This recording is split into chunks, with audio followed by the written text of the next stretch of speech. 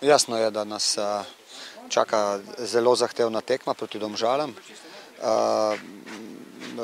Dva igralca, pa še nekaj poškodovanih oziroma nepripravljenih je v moštvu, vendar bomo iskali, popolnoma jasno je, kvalitetne rešitve znotraj moštva in mislim, da bomo v tem uspeli, kajti letos se je že nekajkrat pokazalo, da ko smo primorani nekaj za eno tekmo spremeniti, se je to pokazalo kot uspešno in prepričan sem, da se bo tudi tokrat. Vsi bi nas radi premagali, sigurno tudi novinari, mediji bi radi, da Maribor končno enkrat pade.